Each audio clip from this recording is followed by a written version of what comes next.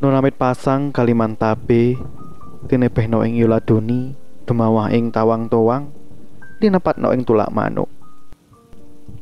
Kembali lagi di segmen Jumat Kliwon, segmen baru di podcast Formasi, tentunya bersama Ardi. Dan di podcast ini kita akan menceritakan cerita-cerita horor yang Sobat Formasi kirimkan di email ya, di bawah nanti di deskripsi. Bisa kalian kirimkan jika kalian punya cerita-cerita horor. Nah, untuk cerita pertama ini ada datang dari cerita pribadi Ardi. Cerita ini dimulai 3 tahun yang lalu, dan kira-kira itu waktunya pada saat Idul Fitri atau Hari Raya Lebaran. Sesuai dengan tradisi keluarga kami, jadi setiap tahun itu selalu datang ke tempat sanak keluarga. Dan saat itu kebetulan kami sekeluarga pergi ke rumah Mbah. Jadi Mbah itu urutannya dari keluarga kami adalah keluarga atau saudara atau kakak dari mbah saya. Itu urutannya dari saya itu kakak dari mbah saya. Jadi hitungannya masih mbah kalau menurut saya. Nah, sebelumnya ketika kami datang ke sana pun juga biasa-biasa aja. Namun saat itu ada keanehan terjadi.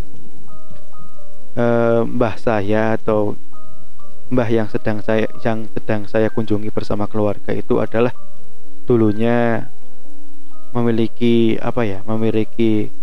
kepercayaan kejawen gitu loh.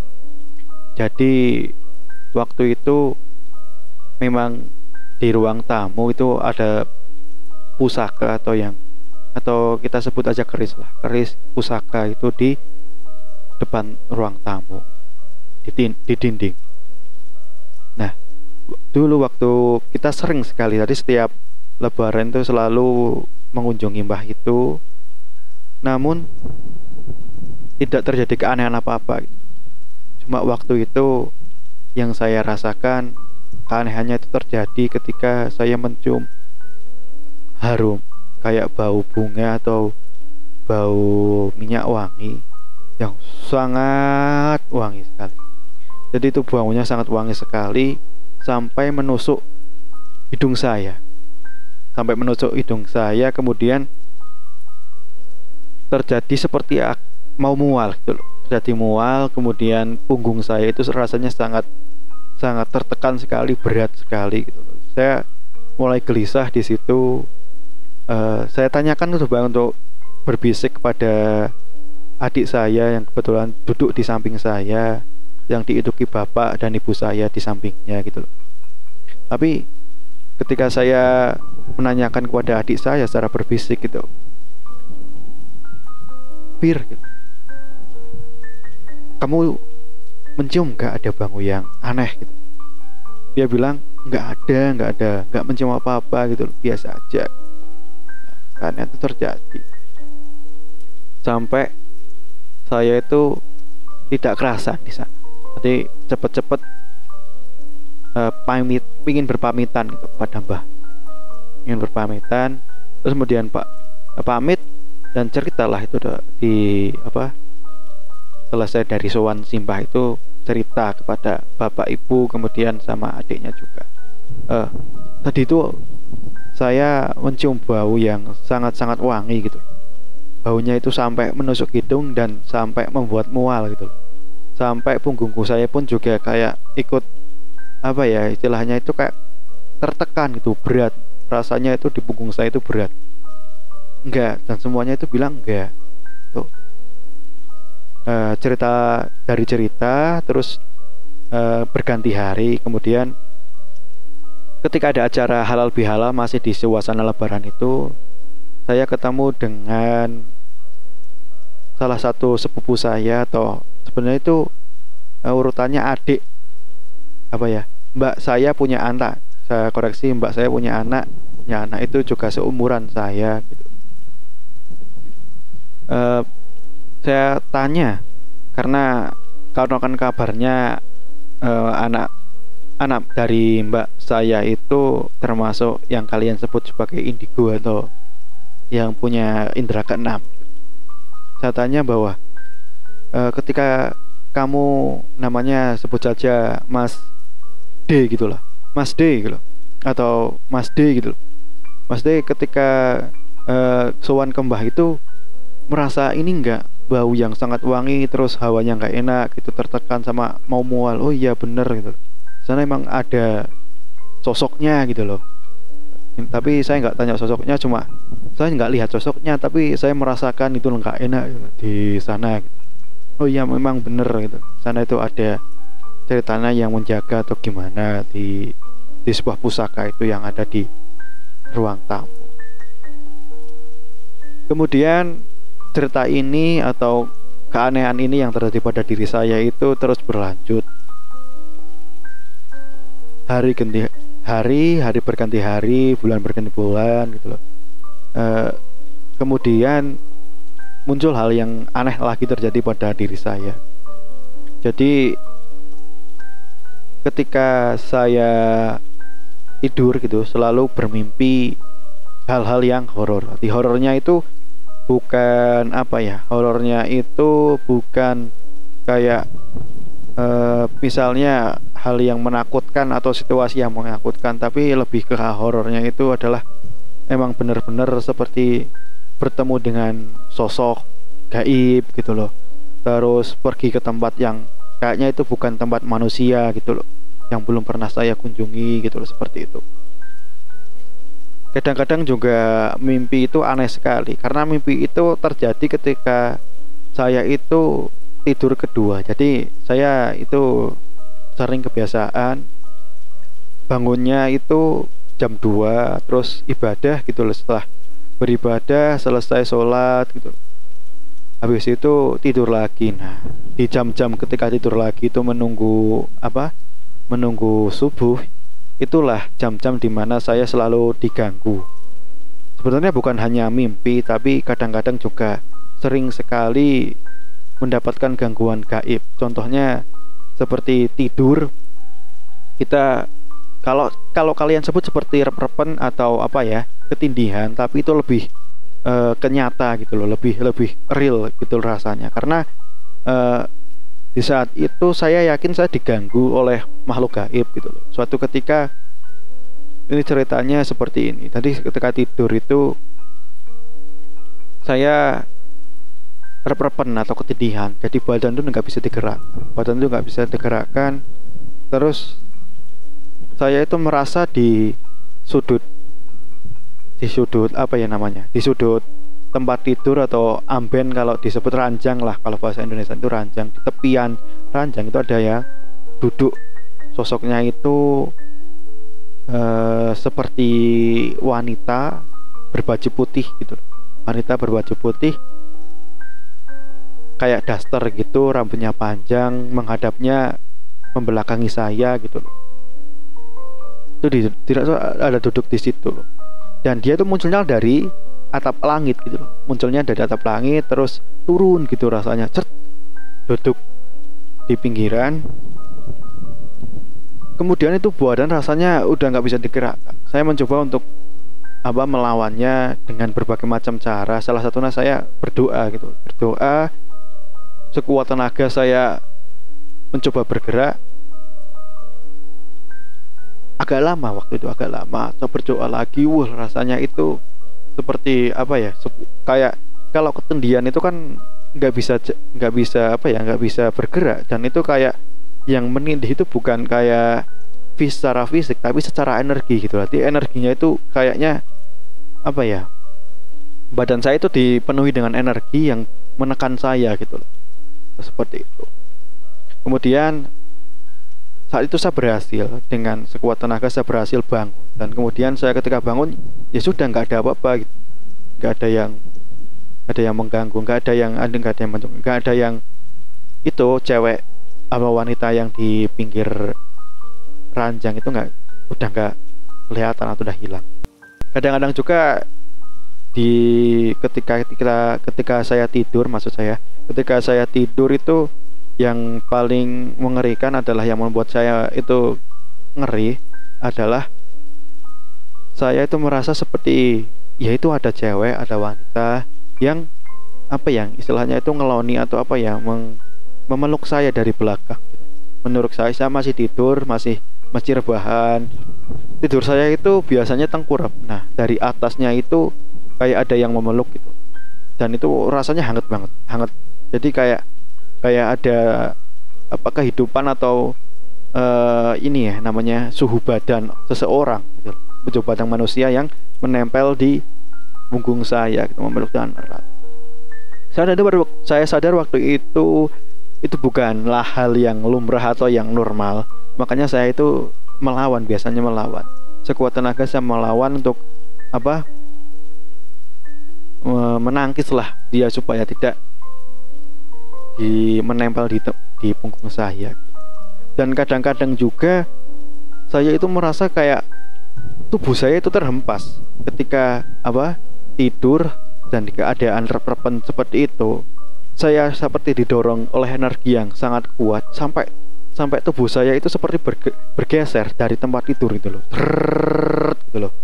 Itu rasanya sangat kerasa sekali. Kalau misalnya kita ketindihan, biasanya kan yang terjadi kita nggak bisa gerak. Kita nggak bisa gerak gitu loh. Tapi kata menurut medikal ya, atau ilmu kedokteran atau ilmu kesehatan itu kan ketika otak kita sebenarnya sudah ingin bangun, cuma tubuh kita masih nggak bangun.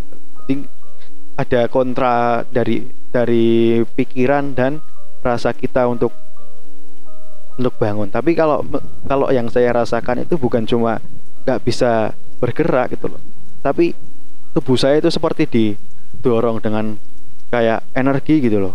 Saya itu terasanya itu seperti ini, terhempas beberapa meter atau beberapa senti dari tempat posisi saya sebelumnya gitu. Sampai seperti itu. Kemudian saya mau menceritakan bahwa gangguan-gangguan itu pun juga belum selesai sampai di situ. Jadi waktu itu menjelang maghrib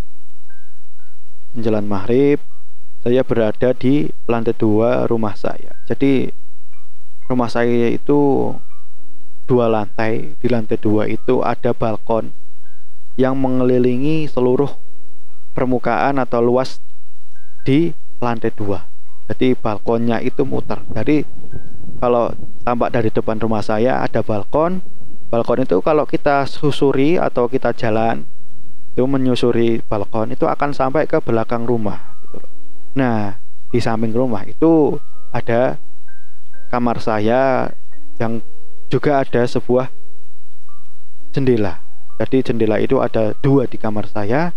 Kemudian di samping kamar saya itu ada tangga. Di atas tangganya itu ada jendela juga. Jadi ketika saya berada di antara kamar saya dan tangga atau tangga yang turun ke bawah, itu kita bisa melihat separuh atau bahkan beberapa bagian dari sisi luar samping rumah saya yang di balkon itu. Jadi ketika ada orang yang lewat, otomatis akan sangat kelihatan mulai dari kamar saya nanti menuju ke tangga, ke atas tangga gitu loh, ke bagian tangga terus sampai ke belakang gitu loh. Dan di belakang pun juga ada sebuah pintu gitu loh. Jadi kita bisalah mengira-ngira kalau ada orang jalan sampai mana, dan sampai belakang itu pasti kelihatan. Waktu itu menjelang maghrib atau sudah maghrib lah pokoknya, itu hampir sudah matahari itu sudah mulai tenggelam, kemudian langit sudah mulai membiru gitu loh, akan menghitam gitu. Waktu itu kebetulan malam Jumat ya, seperti malam hari ini, malam Jumat itu saya melihat dari sisi kamar saya itu seperti anak kecil, karena anak itu cuma kelihatan kepala sampai bahunya dari jendela.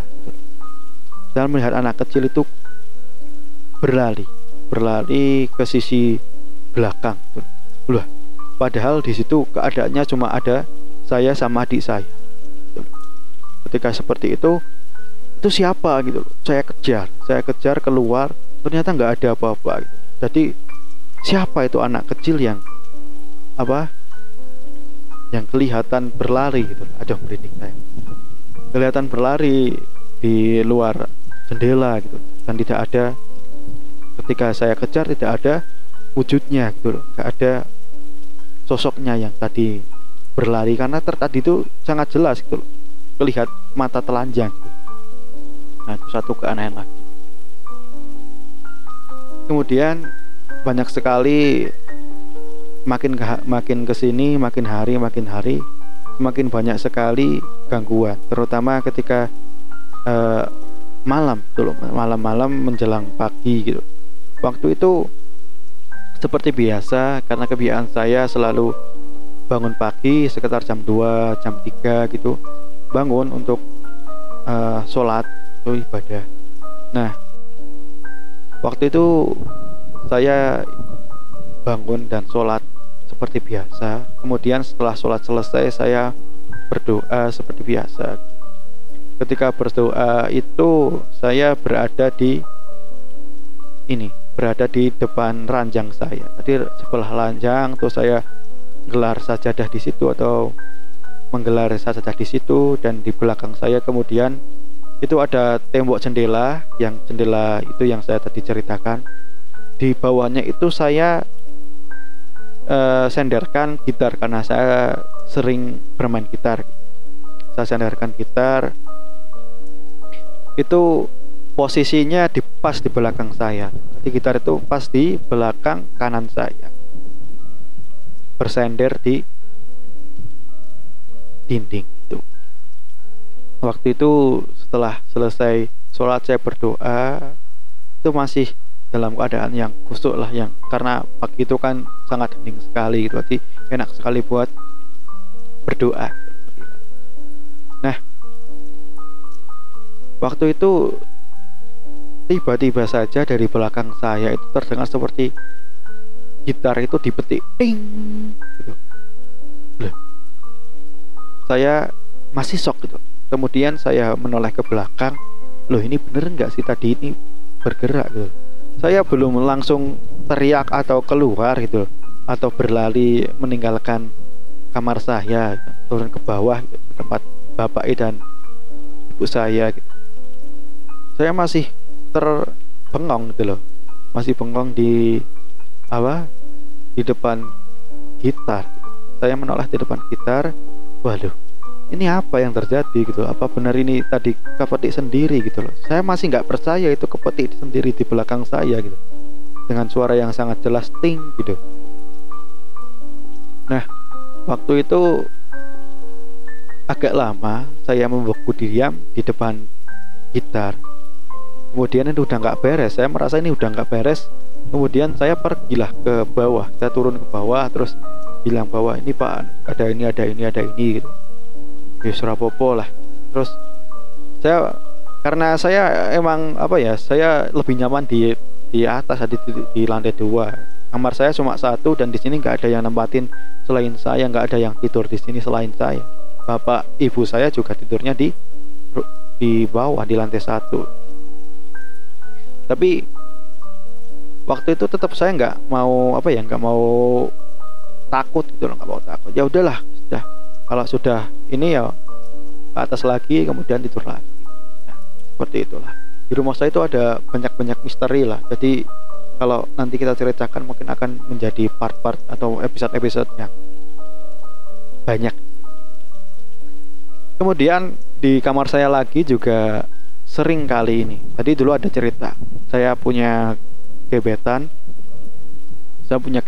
terus ada asik-asiknya telepon. Nah, pembicaraan kita di telepon itu kebetulan ya tentang horor juga gitu. Tadi kita lagi membicarakan tentang cerita-cerita horor, kemudian cerita-cerita apa yang kita temui di internet. Kadang itu dulu waktu masih zaman ngetren-ngetrennya konten horor di YouTube gitu.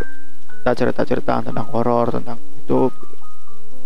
Itu kira-kira waktunya jam malam lah, itu hampir tengah malam, menjelang tengah malam, karena biasanya jam-jam segitu ya paling enak buat telepon, dan kebetulan juga biasanya kan ada paket malam dan lain sebagainya, itu kan paling asik kalau di malam hari kita telepon sama gebetan. Nah, itu lagi asik-asiknya kita ngobrol soal apa, soal horor, soal hantu gini, hantu gitu gitu. Itu sama kejadiannya adalah menimpa gitar kesayangan saya. Jadi gitar kesayangan saya itu tepat berada yang, ya saya selalu meletakkan gitar saya itu di samping kamar tidur saya. Jadi itu pas sekali di bawah jendela yang saya ceritakan tadi, selalu saya kasih di situ. Nah itu pas keadaannya saya benar-benar menghadap menghadap gitar itu. Dalam waktu itu saya ngobrol dengan gebetan saya itu tepat di depan gitar itu gitu loh. Saya senderan di dinding, terus menghadap gitar itu sambil asik ngobrol bercengkrama dengan gebetan saya melalui telepon gitu. Lama kelamaan kita asik di tengah-tengahnya itu, tiba-tiba saya dikejutkan dengan suara seperti senar gitar terputus, tak gitu. Jadi seperti senar gitar gitar punya saya itu terputus gitu. Saya coba dekatin, ternyata bener gitu loh. Jadi tiba-tiba gitar itu senarnya terputus. Istilahnya kita bagi kalian yang suka main gitar dan familiar dengan gitar, itu pasti akan tidak masuk akal sekali ketika gitar itu tidak diapa-apain terus putus sendiri. Putusnya itu di tengah-tengah ya. Sama seperti kita mengencangkan atau sedang mentuning gitar kita, menyetem gitar kita terlalu keras, atau kita sedang menggenjreng gitar kita terlalu keras, itu tak gitu loh. Jadi putusnya itu seperti itu. Padahal itu gitar saya selalu lihat tadi ketika telepon, saya melihatnya itu nggak ada yang megang, nggak ada yang bermain gitar itu. Gitar itu diam di situ gitu loh. Gitar itu diam di situ. Aduh, gitar saya di samping saya lagi, aduh tak ceritain. Iya, gitar itu di depan saya dan tiba-tiba itu terputus gitu. Itu nggak masuk akal sekali gitu loh. Menengahi hal seperti itu nggak masuk akal sekali. Gitar tiba-tiba putus di depan muka saya. Saya ceritakan sama gebetan saya, ini gitar saya di depan saya itu putus gitu. Kok bisa gitu? Ya nggak tahu, kita barusan telepon gitu kan. Nah ketika ngobrol di depan saya tar gitu. Itu hal yang aneh juga yang terjadi di rumah saya. Nah seperti itu sering sekali terjadi hal-hal yang di luar nalar di rumah saya. Dan ditambah lagi dengan saya itu makin kesini makin peka terhadap energi seperti itu. Jadi saya nggak mengakui bahwa saya ini indigo atau apa gitu loh, atau punya indra keenam, enggak. Saya biasa aja dari dulu, ya saya biasa aja gitu. Tapi akhir-akhir ini saya bisa banyak merasakan ketika di tempat-tempat yang tidak di istilahnya angker atau apa itu, sering sekali merasakan di pundak saya itu seperti berat, kemudian hawanya nggak enak, mual gitu, pinginnya mual gitu, tuh panas dan lain sebagainya, pusing gitu. Itu sering sekali terjadi pada diri saya. Nah sampai kadang-kadang kita mikirnya gini, ada beberapa orang kan yang kayak jadi konsepnya itu seperti kalau orang itu pasti ya ada namanya pendamping atau kodam pendamping atau indigo yang lain atau dan sebagainya itu. Nah, seolah-olah saya itu bisa merasakan kalau orang itu atau beberapa orang itu punya energi yang beda dari manusia kebanyakan atau orang kebanyakan. Jadi ada yang punya energi besar gitu di dalam dirinya. Saya nggak bisa melihat apa itu, cuma saya baru bisa merasakan, oh ini kayaknya bukan orang-orang yang biasa gitu. Ada orang-orang yang dianugerahi atau diselimuti oleh energi sesuatu. Nah itu yang apa sih yang sebenarnya terjadi pada diri saya, cerita pertama. Ya seperti itu cerita di episode pertama ini. Semoga kalian enjoy. Jangan lupa untuk segmen ini akan rutin diupload di malam Jumat. Jadi setiap malam Jumat, kebetulan malam ini adalah malam Jumat Kliwon ya. Episode pertama tayang pada Jumat Kliwon sesuai dengan judul segmennya, Jumat Kliwon. Nah, semoga kalian bisa mendapatkan suatu pelajaran yang bisa diambil, dan yang buruknya otomatis jangan diambil. Ambil yang sisi baiknya saja dan sisi buruknya tinggalkan. Sampai ketemu minggu depan.